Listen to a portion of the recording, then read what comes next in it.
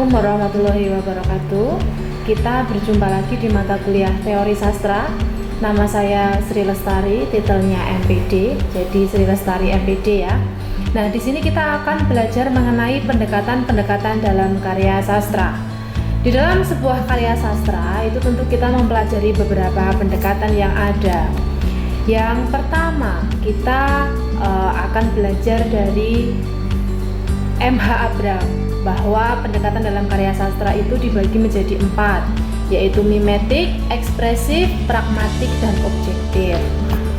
Nah, untuk pendekatan mimetik sendiri itu adalah pendekatan yang menganggap bahwa karya sastra adalah tiruan dunia nyata.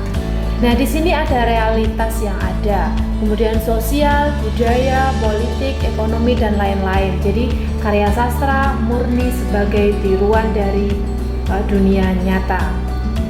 Nah, dari pendekatan mimetik ini, asal katanya adalah mimesis dari bahasa Yunani yang berarti tiruan.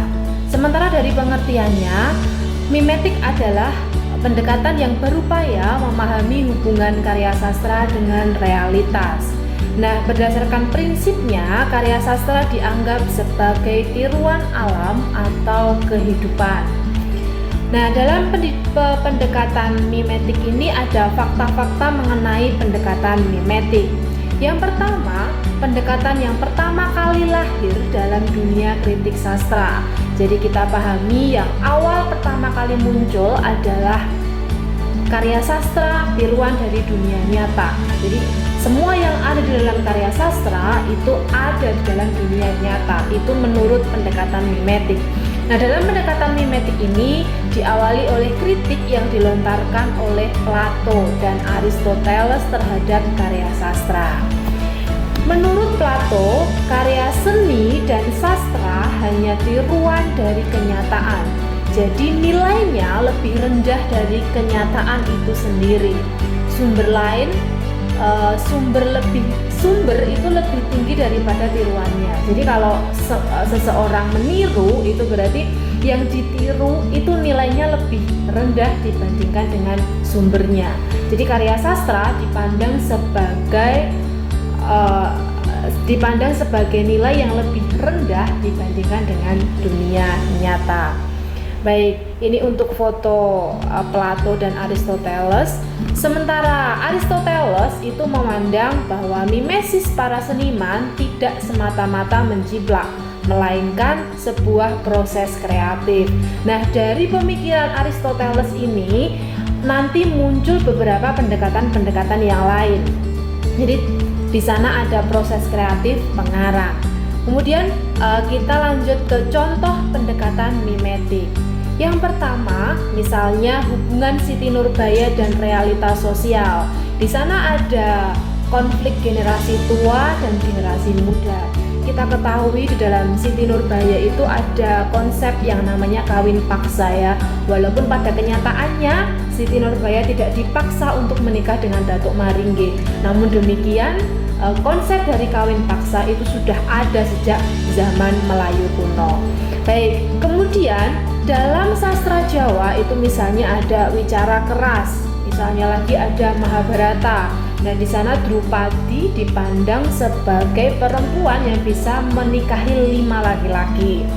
Nah, kemudian pendekatan ekspresif berangkat dari teori Aristoteles tadi yang menyatakan bahwa ada proses kreatif di sana. Di dalam pendekatan ekspresif itu, Ethiu menyampaikan bahwa puisi adalah peluapan spontan dari perasaan yang kuat.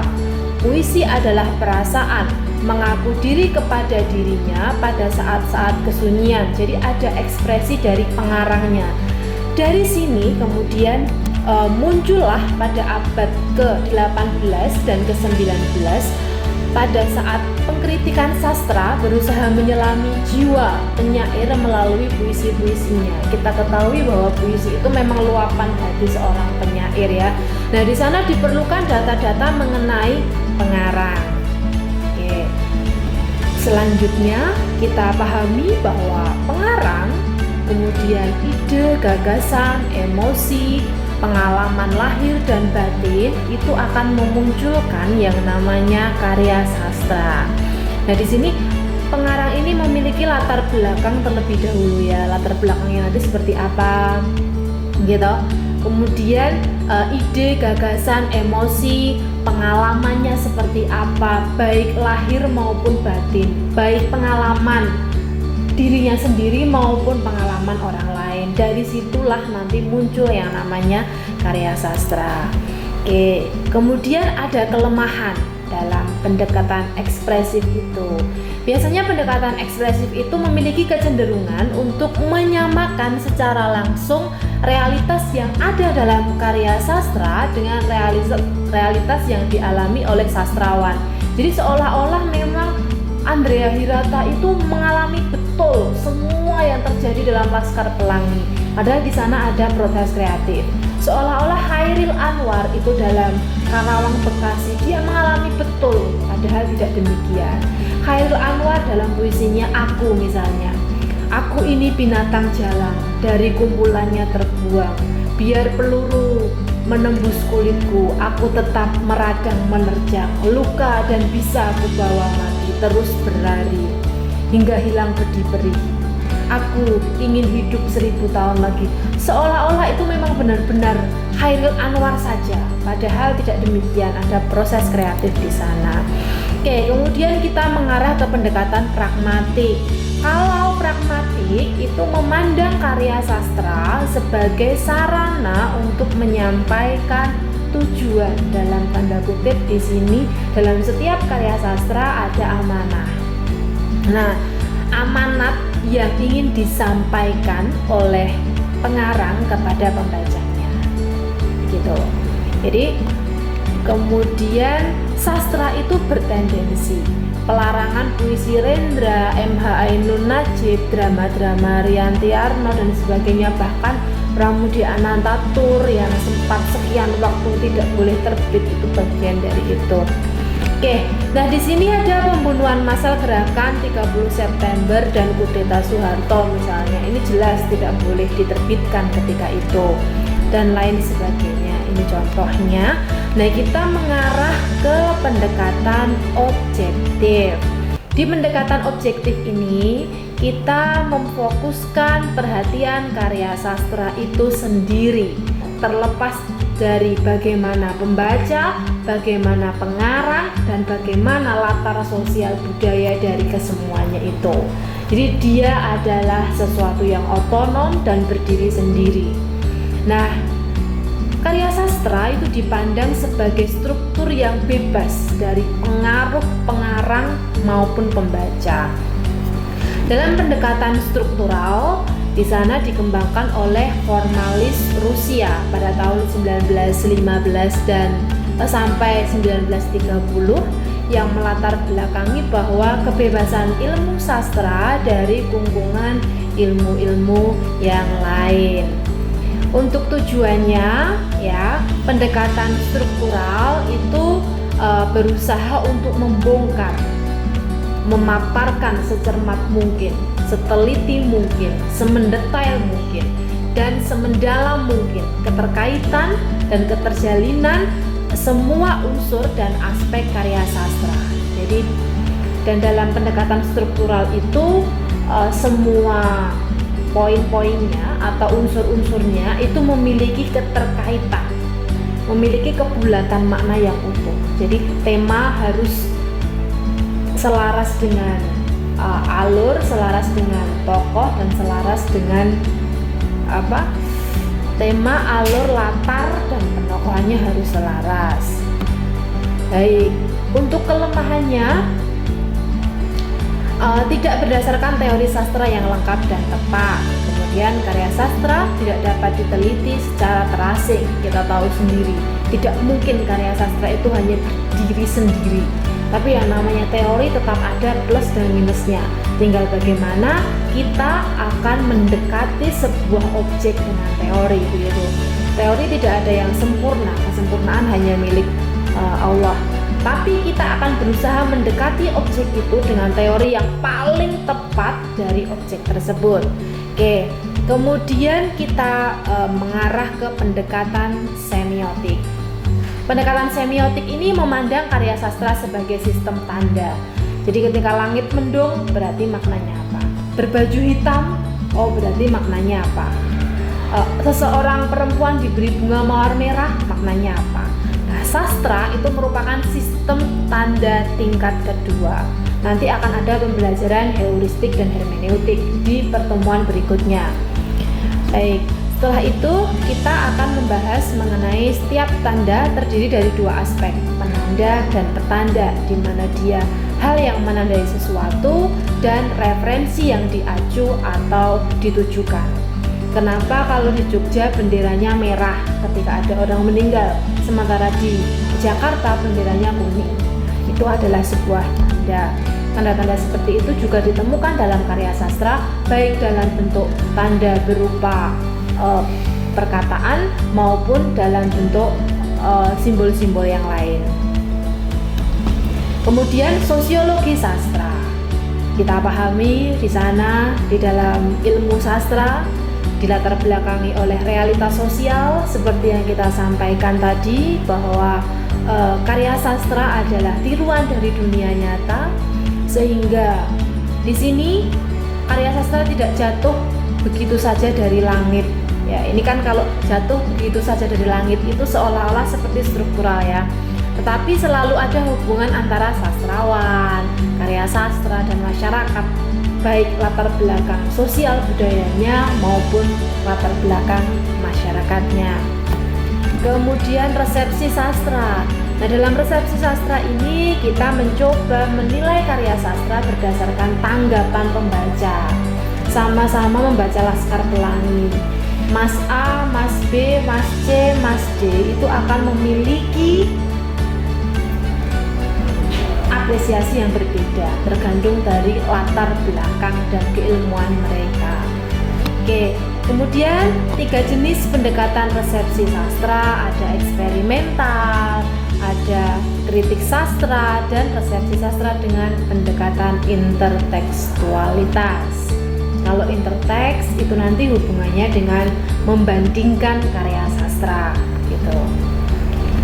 Oke, selanjutnya psikologi sastra. Kalau pendekatan psikologi sastra itu lebih menjelaskan mengenai hukum-hukum psikologi yang menjelaskan bagaimana perilaku manusia dalam kaitannya dengan sastra. Biasanya di sana itu adalah konflik utama. Jadi konflik dari tokoh utama itu biasanya yang namanya hal-hal atau konflik-konflik yang terjadi dalam karya sastra itu terjadi di tokoh utama yang memiliki persoalan-persoalan dengan tokoh tambahan yang ada di sana. Oke, kemudian ada pendekatan moral. Saya yakin yang namanya karya sastra itu adalah dulce et utile ya, atau mendidik dan menghibur. Di sana ada namanya pesan moral. Makanya kalau kita lihat skripsi kakak tingkat Anda itu kan nilai moral dalam novel ayat-ayat cinta misalnya. Nah, dan demikian. Kemudian pendekatan feminis. Pendekatan feminis ini lebih ke pandangan dari feminisme yang menginginkan adanya keadilan dalam memandang eksistensi perempuan baik sebagai penulis maupun dalam karya-karyanya. Jadi boleh penulisnya laki-laki, boleh penulisnya perempuan, asalkan karyanya itu memiliki kecenderungan untuk adanya kesetaraan gender antara perempuan dan laki-laki. Kalau saat ini mungkin hal yang biasa ya, perempuan bekerja, perempuan eksis, perempuan memimpin itu biasa. Tapi zaman dulu, zamannya Raden Ajeng Kartini dan sebagainya itu kan enggak gitu. Makanya muncullah habis gelap terbitlah terang dan sebagainya. Nah, dalam pendekatan feminisme karya sastra ini ada beberapa ragam ya. Ragam yang pertama ada feminisme ideologis, kemudian ginokritik, kemudian feminisme marxis dan sebagainya. Yang jelas adalah di sini dalam Marquis itu melihat tokoh-tokoh wanita dari sudut pandang sosialis, yaitu kelas-kelas masyarakat yang mengungkapkan wanita sebagai kelas masyarakat yang tertindas. Bagaimana melihat perempuan atau wanita, sebenarnya lebih cocok kata perempuan ya. Kalau wanita itu kan singkatan dari wani ditoto, dan tidak ada batasan pengertian antara ditata dalam artian apa gitu kan. Tapi kalau perempuan itu berasal dari kata empu yang maknanya tidak bisa ditata, tapi mau ditata, tapi kita lihat dulu ditata dalam hal apa gitu. Oke, kemudian ada psikoanalitik. Di sana memfokuskan kajian pada tulisan-tulisan wanita sebagai identitas diri. Jadi karyanya itu memang benar-benar perempuan yang menuliskan, jadi lebih ekspresif gitu. Dimana psikoanalitik ini misalnya Habis Gelap Terbitlah Terang, karya-karyanya Mirawe, karya-karyanya Ayu Utami, karya-karyanya Jenar Maesa Ayu. Nah di sana itu benar-benar mereka menyuarakan bagaimana perempuan ya. Kemudian bagaimana Ayu Utami menyampaikan lewat Saman, bagaimana Jenar Maesa Ayu menyampaikan lewat mereka bilang saya monyet. Kenapa harus monyet? Kenapa monyet yang dijadikan sebagai semiotik di sana gitu. Kemudian yang berikutnya adalah feminis lesbian, hanya meneliti tokoh dan penulis wanitanya saja. Sementara yang satu adalah feminisme ras atau etnik. Demikian materi dari saya, ada kurang lebihnya saya mohon maaf. Akhirul kalam, wassalamualaikum warahmatullahi wabarakatuh.